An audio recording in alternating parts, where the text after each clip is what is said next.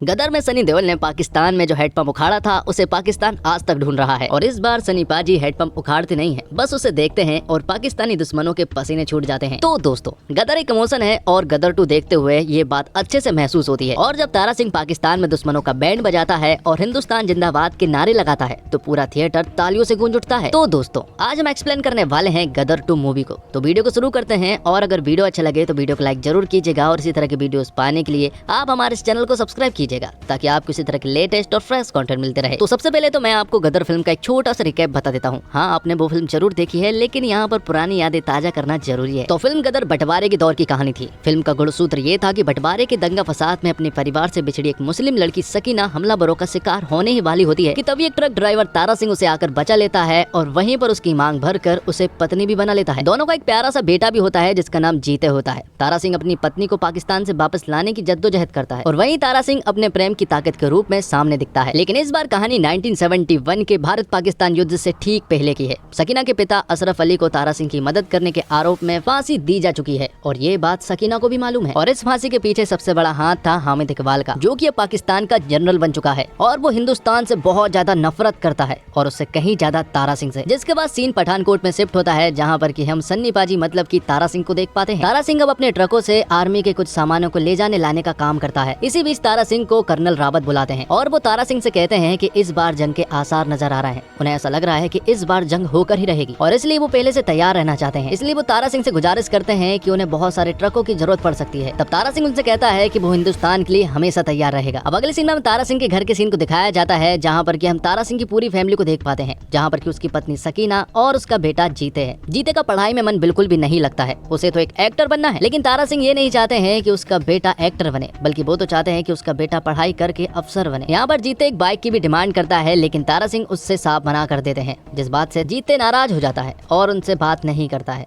जिस वजह से तारा सिंह को बहुत ज्यादा बुरा लगता है। तो वो एक दिन उसके जन्मदिन पर उसे एक बाइक गिफ्ट कर देता है, जो देखकर जीते को बहुत ज्यादा अच्छा लगा था। अब कुछ दिनों के बाद तारा सिंह फिर से जीते को समझाता है। वो उसे कहते हैं कि मैं नहीं चाहता कि तू भी मेरी तरह ड्राइवर बने। तारा सिंह और सकीना अपने बेटे जीते को बहुत ज्यादा चाहते हैं, उसकी हर एक मनोकामना को वो पूरी भी करते हैं। वो बात कर ही रहे थे कि तभी कर्नल रावत का तारा सिंह के पास कॉल आता है। कर्नल रावत तारा सिंह को बताते हैं कि दुश्मनों ने हमारे ऊपर हमला कर दिया है और वो बहुत ही तेजी से आगे भी बढ़ रहे हैं और आगे जो हमारे सोल्जर्स हैं उनके पास असला बारूद खत्म होने वाले हैं। तो तुम्हें ट्रकों के द्वारा असला बारूद को उन सोल्जरों तक पहुंचाना है। लेकिन अभी भी एक सोल्जर को तारा सिंह के ऊपर डाउट था कि आखिर तारा सिंह ये काम कर पाएगा या फिर नहीं। तब तारा सिंह उससे कहते हैं कि दुश्मन से पूछना कि आखिर तारा सिंह कौन है। तब तारा सिंह अपने साथियों के साथ मिलकर ट्रक के द्वारा सोल्जरों तक असला बारूद पहुँचाने लगता है। लेकिन यहाँ पर दुश्मन उन ट्रकों को रोकने की कोशिश भी करते हैं, जिस वजह से कई सारे ट्रक जो है वो सोल्जरों तक नहीं पहुँच पाते। लेकिन तारा सिंह का ट्रक जो है वो सोल्जर तक पहुंच जाता है। वो उन्हें असला बारूद डिलीवर करता है और साथ ही इस जंग में हिस्सा भी लेता है। तारा सिंह देखता है कि दुश्मन हमारे सोल्जरों के ऊपर पूरी तरह से हावी है। तब तारा सिंह उन दुश्मनों के ऊपर भूखे शेर की तरह टूट पड़ता है और उन सभी लोगों को बेरहमी से मार देता है और इस तरह से हमारे सोल्जर्स आगे बढ़ने लगते हैं। लेकिन दरअसल में ये पाकिस्तान की चाल थी। जैसे ही हमारे सोल्जर्स आगे बढ़ते हैं तो वो हमारे ऊपर एक जोरदार हमला करते हैं, जिस वजह से ढेर सारे सैनिक मारे जाते हैं और जो तारा सिंह के साथ साथी गए थे उनमें से भी बहुत सारे लोग मारे जाते हैं।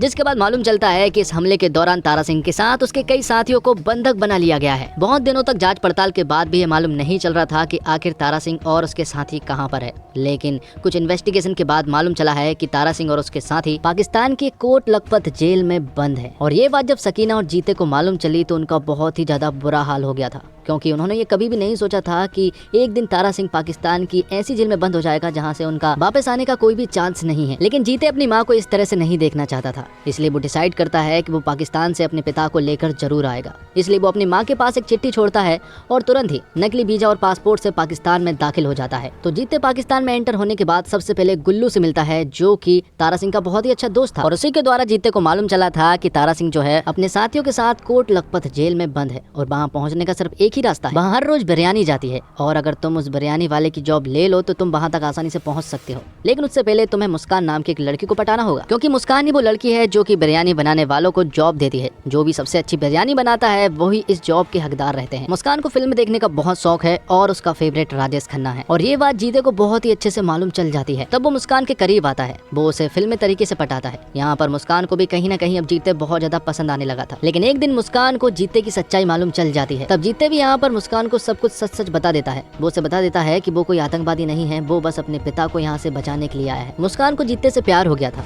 तब यहाँ पर मुस्कान भी जीते का साथ देती है। कुछ दिनों के बाद ईद थी और सभी कैदियों को बाहर लाकर सिमैया खिलाई जा रही थी। हमीद इकबाल सभी कैदियों को बाहर लाता है, लेकिन यहाँ पर इन कैदियों में तारा सिंह नहीं था। ये देखकर जीते को बहुत अजीब लगा। तभी उसे मालूम चला कि एक कैदी जो है वो अंडा जेल में है, क्योंकि वो बहुत उत्पात मचा रहा था। तब यहाँ पर जीते किसी तरह से उस जेल में पहुंच तो जाता है, लेकिन जीते को वहां जाकर मालूम चलता है कि उस जेल में तारा सिंह नहीं बल्कि कोई और है। लेकिन इसी चक्कर में जीते उन लोगों के हाथ पकड़ा जाता है। वैसे तो कई दिनों से एक ISI के लोगों की नजर जो है वो जीते पर थी, लेकिन इस बार हमीद इकबाल ने जीते को पकड़ लिया था। हमीद इकबाल यहाँ पर जीते को बुरी तरह से मारता है और उससे कहता है कि अब तू यहाँ पर मरेगा और तेरा बाप भी मरेगा। हमीद इकबाल जीते को बता देता है कि तेरा बाप तो यहाँ पर नहीं है, लेकिन तेरे यहाँ पर होने के कारण उसे तो यहाँ पर आना ही होगा। तब जीते उससे कहता है कि ये दुआ करना कि मेरा बाप यहाँ पर ना आए, क्योंकि अगर वो यहाँ पर आ गया ना और उसने मुझे इस हालत में देख लिया तो वो तेरे इतने चीथड़े करेगा कि पूरा पाकिस्तान नहीं गिन पाएगा। जिसके बाद सीन शिफ्ट होता है पठानकोट में, जहाँ पर की सकीना जो है वो तारा सिंह की तरफ दौड़ रही थी। यहाँ पर हमें मालूम चलता है कि दरअसल तारा सिंह वापस आ चुका है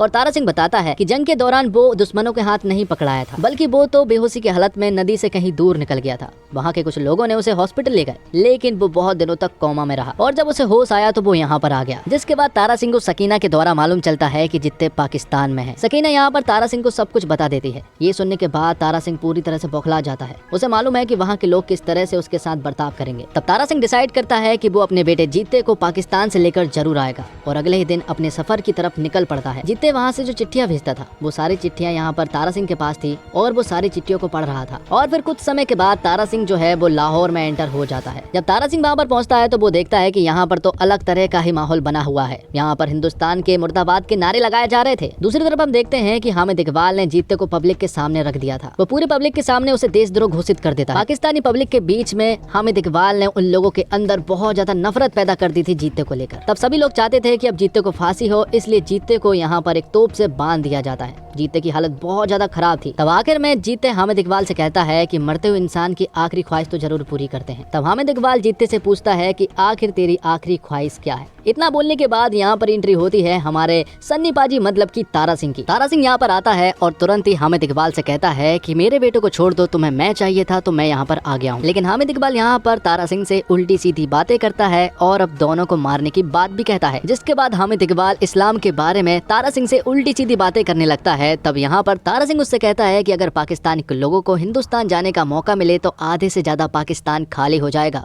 और तुम्हें भीख मांगने के लिए कटोरा भी नहीं मिलेगा। ये बात सुनने के बाद हामिद इकबाल को गुस्सा आ जाता है और वो यहाँ पर तारा सिंह और जीते को मारने का ऑर्डर दे देता है। लेकिन यहाँ पर तारा सिंह बौखलाकर सभी को मार गिराता है और अपने बेटे जीते को लेकर यहाँ से भाग निकलता है। लेकिन अब पाकिस्तानी सोल्जर्स तारा सिंह और जीते के पीछे पड़ जाते हैं। यहाँ से वो दोनों किसी तरह से भाग तो निकलते हैं, लेकिन अभी भी वो उनका पीछा कर रहे थे। तब यहाँ पर तारा सिंह बौखलाते हुए सभी के सामने आता है और उन सभी को मार गिराता है, क्योंकि तारा सिंह अपने आप में एक आर्मी है। कुछ टुकड़ियों को तो तारा सिंह इतनी बेरहमी से मारता है कि कुछ लोग तो तारा सिंह को देखकर ही वहाँ से भाग निकलते हैं, क्योंकि तारा सिंह का ये रूप पूरी तरह से गदर मचा देता है। तो अब तारा सिंह का पूरा ध्यान दुश्मनों से लड़ने में था। वहाँ दूसरी तरफ कुछ लोग ने यहाँ पर जीते को पकड़ लिया था, पर जीते यहाँ पर उनसे जैसे तैसे फाइट करके उनसे दूर भाग निकलता है। लेकिन वो तारा सिंह से भी अब दूर हो जाता है। लेकिन अब तारा सिंह को जीते की चिंता होने लगी थी, क्योंकि उसे ऐसा लग रहा था कि शायद उन लोगों ने जीते को फिर से पकड़ लिया है। तब तारा सिंह गली गली जाकर अपने बेटे जीते को ढूंढने लगता है। वहाँ दूसरी तरफ हम देखते हैं मुस्कान को, जिसके पास हामिद इकबाल आया था। और यहाँ पर हमें मालूम चलता है कि दरअसल में मुस्कान के परिवार वालों को हामिद इकबाल ने गन पॉइंट पर रख के यहाँ पर जीते के बारे में बहुत सारी उल्टी सीधी अफवाहें उड़वा दी थी और एक कागज पर मुस्कान के साइन भी ले लिए थे,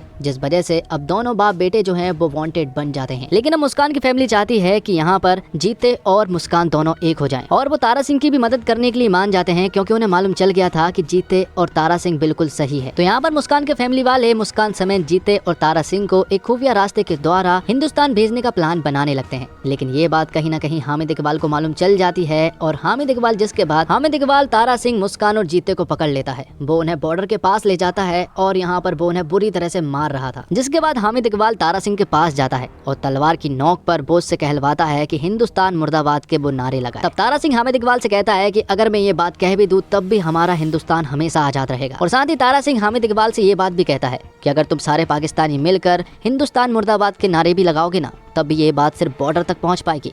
लेकिन अगर सारे हिंदुस्तानी ने मिलकर हिंदुस्तान जिंदाबाद के नारे लगा दिए तो पूरा पाकिस्तान फट जाएगा। और ये बात सुनने के बाद हामिद इकबाल सभी को मारने की कोशिश करने लगता है, लेकिन तभी तारा सिंह जो है वो गदर मोड पे आ जाता है और सभी के चीथड़े उड़ाना शुरू कर देता है। वो यहाँ पर उन सभी लोगों को बेरहमी से मारना शुरू कर देता है। हामिद इकबाल के पास पूरी की पूरी आर्मी थी, लेकिन हमारे पास तारा सिंह था जो कि किसी आर्मी से कम नहीं था। तारा सिंह के साथ जो साथी थे वो भी यहाँ पर बंधक थे, तो तारा सिंह उन्हें उनके चंगुल से छुड़ाता है और एक तोप के द्वारा वो बॉर्डर की तरफ बढ़ने लगते हैं। लेकिन यहाँ पर हामिद इकबाल की बहुत सारी तोपें थी जिनका सामना तारा सिंह की एक लौती तोप को सामना करना था। लेकिन यहाँ पर वो बहुत ही बहादुरी से लड़ते हैं, जिसमें कि तारा सिंह का बेटा जीते और उसके साथी भी उसका साथ देते हैं और यहाँ पर वो हामिद इकबाल के ढेर सारे लोगों को मजा चखा देते हैं। ये एक रनिंग फाइट थी जिसमें कि तोप आगे बढ़ रही थी और वो सभी लोग बॉर्डर की तरफ जा रहे थे। जैसे जैसे आगे बढ़ते जाते हैं, आगे चल के हामिद इकबाल उन सभी लोगों को पकड़ लेता है, लेकिन उसे इस बात का एहसास होता है कि वो तो इंडिया में पहुंच चुके हैं। तो अब हामिद इकबाल तारा सिंह और उसके साथियों का कुछ भी नहीं कर सकता था,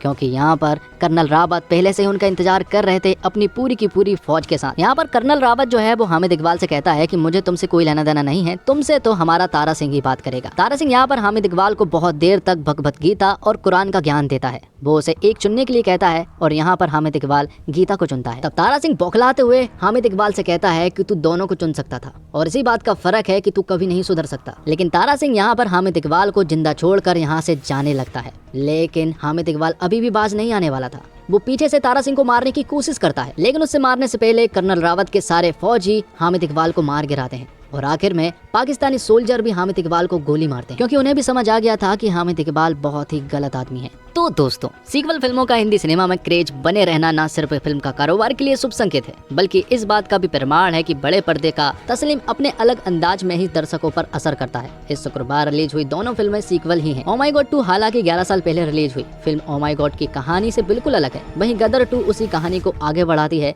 जो दर्शकों ने 22 साल पहले गदर में देखी थी। सीक्वल फिल्मों के साथ एक बात और है, और वह है फिल्म से दर्शकों को बनने वाली अपेक्षाएं। निर्देशक अनिल शर्मा की फिल्म गदर ने जो इतिहास बॉक्स ऑफिस पर रचा, उसे दोहराने की उम्मीद इस बार भी इसे बनाने वाली कंपनी जी स्टूडियोज और उसे निर्देशित करने वाले अनिल शर्मा दोनों की ही है। और फिल्म गदर और गदर 2 दोनों का गुणसूत्र एक ही है। पिछली बार पाकिस्तान से सकीना हिंदुस्तान आई थी, इस बार चुनौती मुस्कान को लाने की है। मुस्कान ही जीते की पाकिस्तान में मदद करती है और उससे मोहब्बत भी, यानी कि गदर के बीच एक प्रेम कथा भी चलती रहती है। अनिल शर्मा ने ये प्रेम कथा आगे भी जारी रहने का संकेत फिल्म गदर 2 में दिया है। जीते अब फौज में भर्ती हो चुका है, लहजा बहुत संभव है कि अगली बार ये प्रेम कथा कारगिल युद्ध के आसपास बुनी जाए। मूल फिल्म की कहानी लिखने वाले शक्तिमान ने सीक्वल के दबाव में रहते हुए गदर 2 की कहानी भी देश प्रेम, पाकिस्तान विरोध, हिंदू मुस्लिम भाईचारा और 2 पीढ़ियों की आपसी प्रेम पर केंद्रित रखी है। ओ माय गॉड की तरह कहानी की धुरी यह भी पिता और पुत्र का प्रेम ही है। और जीते जब फिल्म में एक जगह कहता है कि जिसके ऊपर पिता का साया है उसे फिक्र करने की क्या जरूरत, तो बस ये सुनकर तो आंखें नम सी हो जाती है। और फिल्म के क्लाइमैक्स में वह दृश्य भी है जब लाहौर की गलियों में तलवार लहराती भीड़ तारा सिंह को घेर लेती है